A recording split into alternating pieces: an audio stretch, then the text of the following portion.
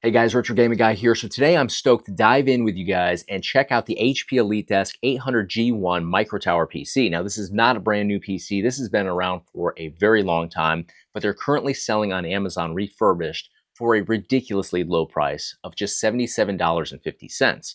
So this could be a viable option for people that want to get into retro video game emulation at a really low price point. You can obviously go the mini PC route. You can spend anywhere from 150 bucks or about 135 bucks even these days, all the way up to well over $1,000 if you want to. And obviously your capabilities are going to vary based on what you're getting, what the specs are of the mini PC, etc. But something like this at $77.50 offers everything in the box to turn it into a retro game console. Now, before we unbox this and start diving into what's included and how we convert it over into a game console, I want to show you guys through the specs here. So this is powered by the Intel Core i5 4590T processor. We have 8 gigabytes of RAM on here, and we also have a 500 gigabyte hard drive included within here. So we can take that hard drive and we can convert that into basically a Batocera build. So as soon as you hit the power button on this HP EliteDesk, you boot straight up into your games. So you're basically converting this from a Windows PC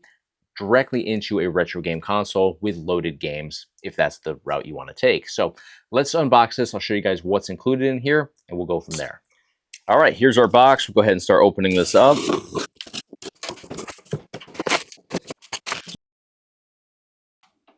All right, guys, here is the contents of our box. So first off, we have a 104 key wired USB keyboard. We also have a dongle right here for Wi-Fi. So you plug that into the backside of your PC in order to get Wi-Fi. So awesome that it comes with a keyboard, and we can actually open this up. I actually don't need to use this. I have some extra keyboards, but it's always great when you get a bundled pack like this that includes everything. So it actually is a very nice mechanical keyboard here. So I'm going to go ahead and close that up. I also have some Wi-Fi dongles as well. So I have everything I need already, but it's, again, great that this includes literally anything that you would need, especially if you're starting from scratch. Inside here, I'm sure this is a mouse. Awesome. So we have a wired mouse right here. Basic, budget-friendly mouse, but actually pretty good action on there for, what I assume is super budget-friendly. But again, awesome that it includes all this stuff. I'm going to set that stuff aside. We have our power supply cable right here. We're going to definitely be using that. And then here's our PC. So let's open this up. Here is the PC right here. Very slim, very sleek design. You can lay this flat like that. You can bring it upright, which would be the upright position for this. I believe it would be like that.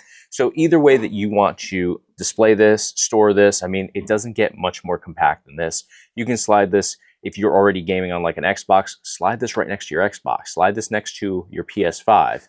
Lay it flat. You can put this just about anywhere, and it's going to take up almost no space. So let's take a look at the port offerings here. So right up here, obviously it says HP EliteDesk. We have our headphone jack. We have our microphone jack. Here we have 2 USB 3 ports, and we have our power button. That's all that we have on the front panel. But for gamers, we're going to be using these 2 USB 3 ports quite often to bring controllers into the mix. If you wanted to bring an external hard drive into the mix, you can use those as well. I'm going to be doing everything internally today. At least I think I am. Backside here, so we have a VGA, we have a display port. We actually have 2 display ports. So you're going to need a display port to HDMI converter if you plan to use this with something like a modern day TV. Easy to find those. You can actually use, rather than a converter or an adapter, you can use a display port to regular HDMI cable altogether. So that's another great option. And then right over here, we have 4 USB 3 ports. This is awesome for gaming as well, because again, same as the 2 in the front, you can bring in controllers, wired controllers, controllers that don't use Bluetooth. So your USB dongles to, obviously use wireless controllers. That's a great option here. Flash drives to bring more ROMs into your build. Tons of options here to utilize these USB 3 ports. We have an Ethernet right here as well, so if you don't want to use that Wi-Fi dongle, you can certainly use a direct Ethernet connection, which is obviously going to be much more stable. But for retro gaming, we really don't need Wi-Fi other than, for the initial setup if you are setting something up from scratch. And then right over here, we have our power supply connection. So that is going to be, let me find There we go. It's going to just simply plug into the power cable just like that. So let me show you guys how to open this up. So what you're going to see is this little knob on the back side. Simply twist that. You don't need a screwdriver. You just twist it. It won't fall out. You can see it just kind of dangles when it's fully loosened. And you're going to go ahead and pinch your PC and then just slide the back side here this way. Slide it just like that. Front side is going to slide in that direction. And you'll notice that it separates here. The first time you do this, it can be a little bit tough to get it out, but look, it comes apart just like that. So here's the lid. Just simply put that aside. Now, if we look in here, you're going to see that we have our hard drive located right there. So if you want to disconnect this, which I recommend doing, you have your SATA connection down here. Just simply pull this connection out from the hard drive itself, and you have to kind of wrestle it ever so slightly, but you can see I just made that disconnection possible there. Now, once you remove that connection, you're going to notice that you have a connection that goes into the board right here. So if you follow this black cable, you'll see that it connects into the board. Just go ahead and remove that, because that's going to enable you to remove the hard drive. So simply pulls out just like so. There's another one right here. You can pull that out altogether. So you take this out completely. So now you notice there's a tab right here I'm pulling back, and you can now slide your hard drive out. Now, sometimes the wheels get a little bit stuck in there, so you can see I can just kind of finagle it right out of there. So now that we have this removed from our PC, we have two options. We can either set this aside with Windows 10 still on here and bring in a separate drive, flash Batocera to that, add in all your favorite games and game collections, and then test out, what works on the G1, or we can overwrite this right here with Batocera, add in all of our games and collections, and reinstall this back into the PC. And because I want this to be a $77.50 setup today, I'm going to do exactly that. I'm not going to go out and get a separate drive. I'm okay with overriding this and this not having Windows 10 on here.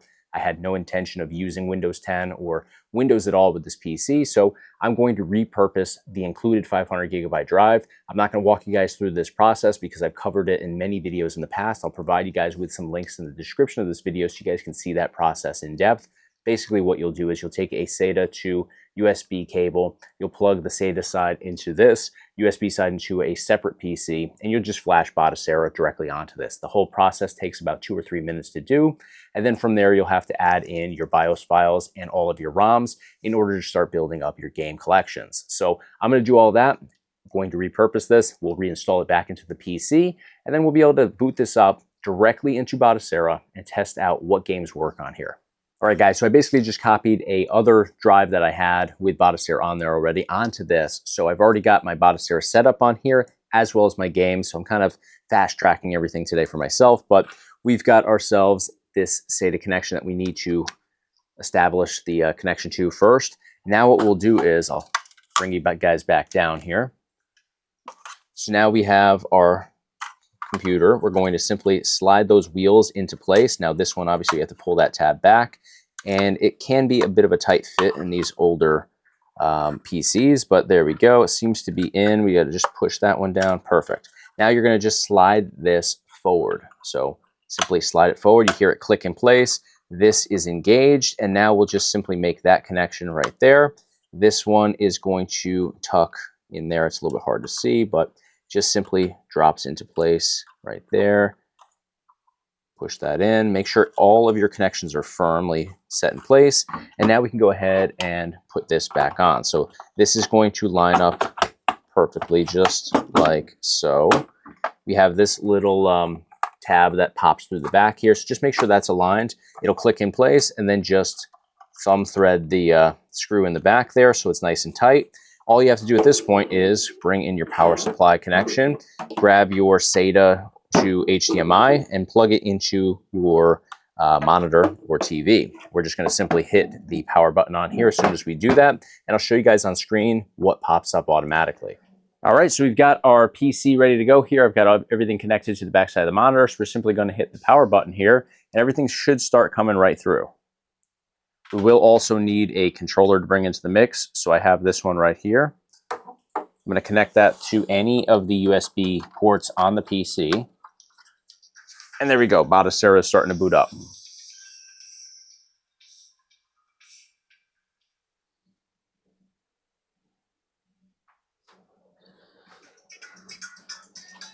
All right, so you can see here we have Batocera pulled up. We've got all of our game collections over here on the right-hand side.